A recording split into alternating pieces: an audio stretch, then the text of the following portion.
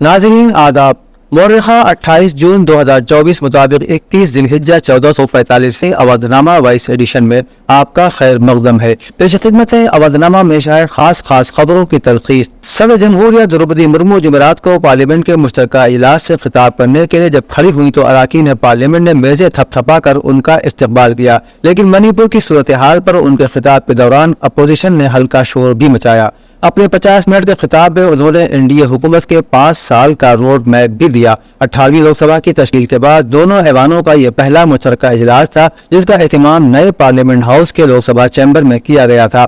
सदर द्रौपदी मुर्मू ने पार्लियामेंट में अपने खिताब का आगाज करते हुए 18वीं लोकसभा के नौ मुंतखब अरकान को मुबारकबाद पेश की। सदर जमहूरिया ने कहा कि अवाम ने तीसरी मरतबा हुकूमत पर एतमाद जाहिर किया और मेरी हुकूमत तसलसल में यकीन रखती है। उन्होंने कहा कि यह दुनिया का सबसे बड़ा इलेक्शन था। तकरीबन 64 करोड़ वोटरों ने जोश और वलवले के साथ अपना फर्ज अदा किया। अमेरिकी कमीशन बराए बैनुल अक़वामी मजहबी आज़ादी यानी USCIRF ने एक बार फिर मजहबी आज़ादी पर तशवीश का इजहार करते हुए भारत में नफरत अंगेज तकारीर, बुलडोज़रवाई और तब्दीली मजहब मुखालिफ कवानीन में मुबैना इजाफे का हवाला दिया है। USCIRF एक ऐसी तंजीम है जो हर साल मजहबी आज़ादी से मुताल्लिक़ अपनी रिपोर्ट तैयार करती है जिसमें दुनिया भर में मजहबी आज़ादी का सर्वे शामिल है। ये रिपोर्ट वज़ीर आज़म नरेंद्र मोदी की मुद्दत आगाज के चंद हफ्ते के बाद ही सामने आया है।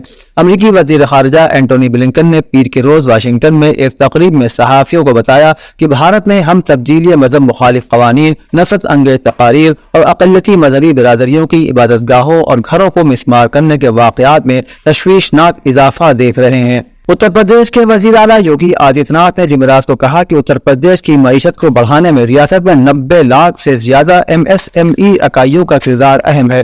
लाहौर में इंटरनेशनल MSME डे पर मुनक़िद प्रोग्राम से खिताब करते हुए वज़ीर आला ने कहा कि 2017 में रियासत मुल्क की 6ठे नंबर की मईशत थी जो आज दूसरे नंबर पर आ चुकी है। यही वजह है कि रोजगार देने के मामले में यूपी आज पहले पायदान पर है।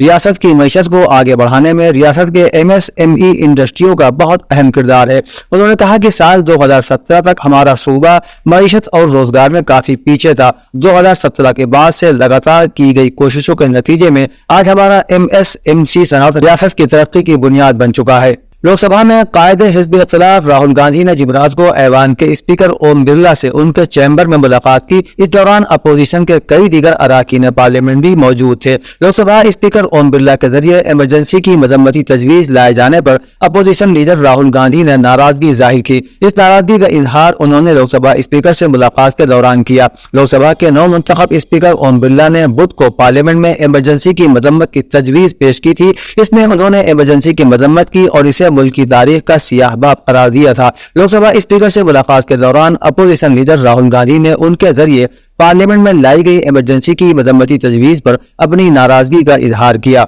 आम आदमी पार्टी के रहनुमा संजय सिंह की राज्यसभा से मुअत्तली जुमेरात को वापस ले ली गई, जिसके साथ ही तकरीबन 1 साल बाद उनकी राज्यसभा की रुकनीत बहाल हो गई। 18वीं लोकसभा की तश्कील के बाद बुलाए गए पार्लियामेंट के इजलास में सदर के खिताब के बाद आज जब राज्यसभा की कार्रवाई शुरू हुई तो चेयरमैन जगदीप धनखड़ ने कहा कि आम आदमी पार्टी के रुकन संजय सिंह को 24 जुलाई को ऐवान में नाशाइस्ता सलूक करने पर ऐवान बाला की रुकनीत से मुअत्तल कर दिया गया था। चूंकि मिस्टर सिंह पहले ही इस मामले में काफी सजा भुगत चुके हैं, इसलिए ऐवान के स्पीकर के तौर पर अपने हुकूक का इस्तेमाल करते हुए वो मिस्टर सिंह की मुअत्तली को मनसूख कर रहे हैं और उनकी रुकनीत बहाल कर रहे हैं।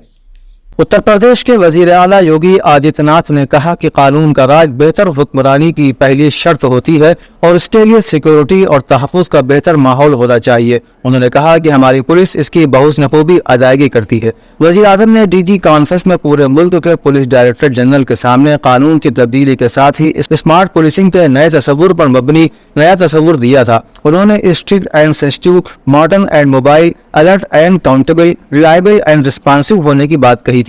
यूपी पुलिस ने इन सभी बातों को अमली जामा पहनाने की कोशिश की है। मिस्टर योगी ने कहा कि गुज़श्ता 7 वर्षों में यूपी पुलिस ने न सिर्फ मुल्क के अंदर अपनी नई शनाख्त बनाई है बल्कि यूपी को भी एक नई शनाख्त दिलाने में अहम रोल अदा किया है। समाजवादी पार्टी के सदर अखिलेश यादव ने जुमेरात को कहा कि उत्तर प्रदेश में 7 वर्षों के बीजेपी इख्तिदार में कानून का राज जैसा कुछ भी नहीं रह गया है। उन्होंने कहा कि वजीर आला पुलिस फोर्स को जदीद बनाने का दावा भले ही करे, लेकिन हकीकत में ये दिखावे से ज्यादा कुछ भी ضروری نہیں ہے۔ جس بی جے پی حکومت نے سماجوادی پارٹی کے وقت جدید پولیس رسپانس سسٹم کو انتقام کے جذبے سے تباہ کر دیا، اس سے پولیس فورس کو تکنیکی طور سے اسمارٹ اور اہل بنانے کی امید نہیں کی جا سکتی۔ مسٹر اکھلیش یادو نے کہا کہ وزیر اعلیٰ کا جرائم کنٹرول کا دعویٰ جھوٹا ثابت ہو چکا ہے، کیونکہ بی جے پی حکومت ہر محاذ پر ناکام ہے۔ ریاستی کانگریس کے میڈیا ڈپارٹمنٹ کے چیئرمین سابق وزیر ڈاکٹر سی پی رائے نے صدر جمہوریہ کے خطاب پر رد عمل ظاہر کرتے ہوئے ایمرجنسی پر بی جے پی حکومت کو آڑے ہاتھوں لیا اور مودی حکومت کی طرف سے اعلان کردہ ایمرجنسی کے درد کو یاد کرنے کو بے ایمانی قرار دیا۔ انہوں نے کہا کہ بی جے پی نے گزشتہ 10 سالوں سے ملک کے عوام پر غیر اعلانیہ ایمرجنسی نافذ کر رکھی ہے، لیکن بی جے پی اور اس سے جڑی تنظیمیں خاموش ہے۔ ڈاکٹر سی پی رائے نے کہا کہ عوام نے 1975 کی ایمرجنسی کو معاف کر دیا، اس وقت کی وزیر اعظم مسز اندرا گاندھی نے بھی معافی مانگی اور ملک نے انہیں معاف کر دیا اور 353 سیٹوں کے ساتھ دوبارہ اقتدار میں لے آئے۔